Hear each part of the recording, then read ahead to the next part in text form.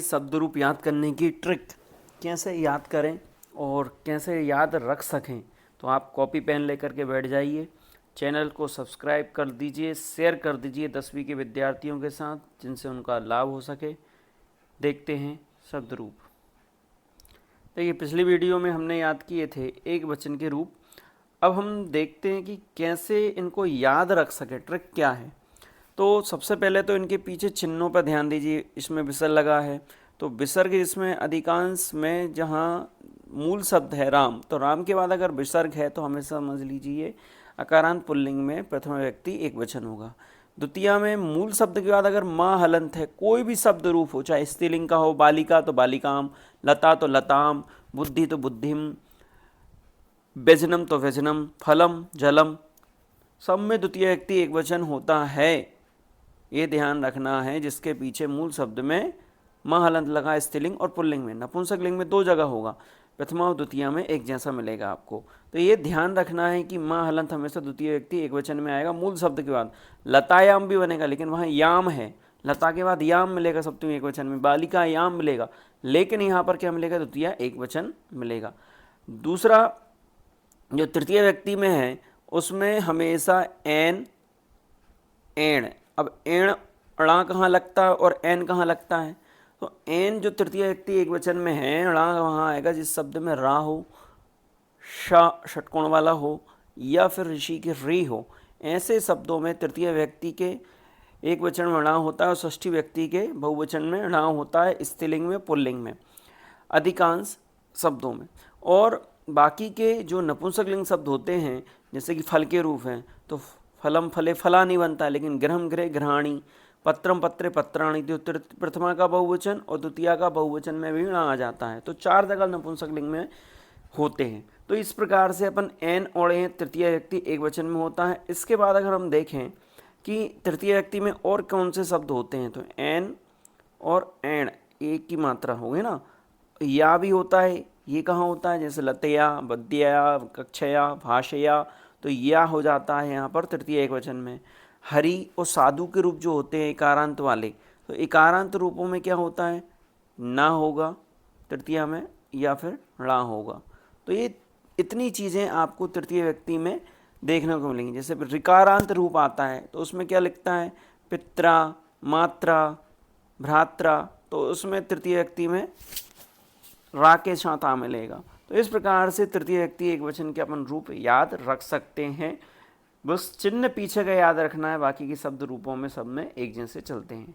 तो आपको समझ में आया होगा तृतीय व्यक्ति तक का। आगे देखते हैं चतुर्थी व्यक्ति में कहाँ कहाँ रूप बदलते हैं। वीडियो पूरा देखना पड़ेगा आपको, नहीं तो समझ में नहीं आएगा।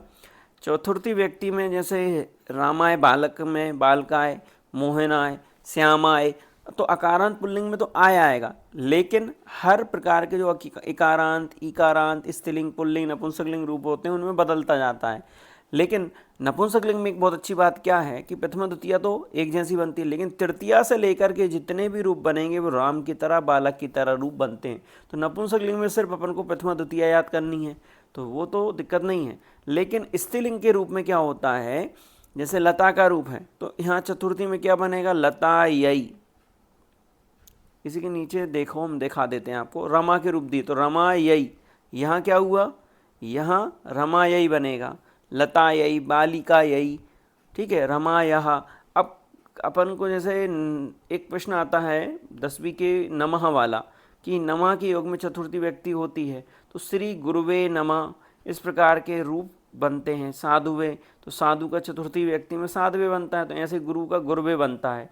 तो वहाँ पर क्या होता है, नमा के योग में हमेशा गुरुम शब्द लिखा होता है, तो श्री गुरुवे नमः, तो चतुर्थी व्यक्ति लगाना पड़ती है। मान लो अब राम शब्द आ गया, तो राम के साथ क्या लिखोगे, रामाय नमः। मान लीजिए लता शब्द आ गया, तो लतायै रमः, या बालिका यही रमा। तो चतुर्थी एक वचन का प्रयोग करना है, इसलिए उपपद व्यक्तियों के साथ भी अपन को अशुद्धि संशोधन में ध्यान रखना पड़ेगा। साथ ही साथ शब्द रूप कहाँ काम आते हैं आपके, तो शब्द रूप आपके वाच्य परिवर्तन में प्रथम व्यक्ति, द्वितीय व्यक्ति और तृतीय व्यक्ति के तीनों वचनों के रूप आपको याद होना चाहिए, तभी वाच्य परिवर्तन आपसे बनेंगे। इसलिए शब्द रूपों में अगर हम अधिकांश चीज़ें याद करें तो सिर्फ प्रथमा द्वितीय तृतीया के तीनों वचनों की याद रूप कर लीजिए। इसके बाद आप सिर्फ एक वचन के आगे से चतुर्थी से सप्तमी तक याद करिए। जो तृतीया, चतुर्थी, द्विवचन और बहुवचन से लेकर के नीचे तक के रूप हैं, इनको याद करने की जरूरत नहीं है। ये लगभग सभी जितने भी स्त्रीलिंग, पुल्लिंग, नपुंसकलिंग के रूप होते हैं सब में कॉमन रहते हैं। द्विवचन में सिर्फ 3 शब्द याद करने। कौन कौन से याद करने हैं 3 शब्द?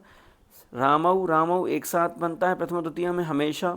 रामाभ्याम, रामाभ्याम 3 बार एक जैसा बनता है। रमियो, रमियो एक जैसा बनेगा। तो रामियो या रमियो चतुर्थ स्त्रीलिंग में भी देखोगे तो रमा के रूप में क्या देखा, देखो रमाभ्याम, रमाभ्याम, रमियो, रमियो, रमाभ्या, भ्या भ्या, राम, सु, ये कॉमन है। यह तृतीय वचन में आई होता है और अधिकांश शब्दों में भी होता है। तो तृतीया से लेकर के अगर हम देखें सप्तमी तक तो ये सबके रूप कॉमन देखेंगे। आप आगे देखिए और कवि के रूप में भी देख लो, भ्याम भ्याम, बेयो, यो, भी, भ्या भ्या, कवि नाम और कविशु। तो इतना जो याद करने का है ही नहीं है, बस याद रखना है कि भ्याम कहाँ लगता है, यो कहाँ लगता है, भी कहाँ लगता है, भ्या कहाँ लगता है। इतना याद कर लिया तो आपको आसानी से याद रहेगा। देखो साधु के रूप में भी देखो आप, भ्याम भ्याम भ्याम भ्याम एक जैसे मिलेंगे। तो सिर्फ हमें एक वचन के रूप सबके याद करना है। आप अगर मेरे साथ दोहराते जाओगे तो आपको याद हो जाएंगे। देखो पिता के रूप भी देखोगे तो पितृभ्याम, पितृभ्याम आपको एक जैसे ही मिलने वाले हैं। थोड़ा सा अंतर हो जाता है कुछ रूपों में। नाम के भी रूप देखो आप, इसके बाद देखो आप भगवान के रूप देखो, सब में भ्याम मिलेगा कॉमन। राजा के रूप देखोगे तो कॉमन आपको भ्या भ्या, भी, राज, भ्याम भ्याम एक जैसा ही मिलेगा। षष्ठी बहुवचन में राजा के रूप में क्या हो जाता है, राज्ञाम हो जाता है नाम की जगह पर।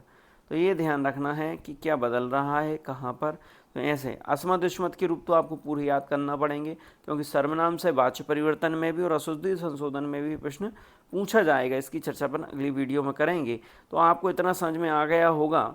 अभी इस वीडियो बड़ी हो रही है इसलिए हम इसको शॉर्ट करेंगे कि राम के रूप में अपन ने प्रथमा, द्वितीय, तृतीय, चतुर्थी व्यक्ति तक के रूप देखे कि किस प्रकार से बनते हैं।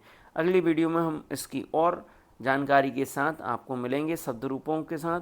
चैनल को शेयर कर दीजिए, सब्सक्राइब कर दीजिए, जिससे कि आपको नई वीडियो मिलती रहें। बेल आइकन दबा दीजिए और अगर आपको कहीं समझ में नहीं आ रहा है तो कमेंट करके अवश्य बता दीजिए। धन्यवाद। जयतु संस्कृतम, बदतु संस्कृतम।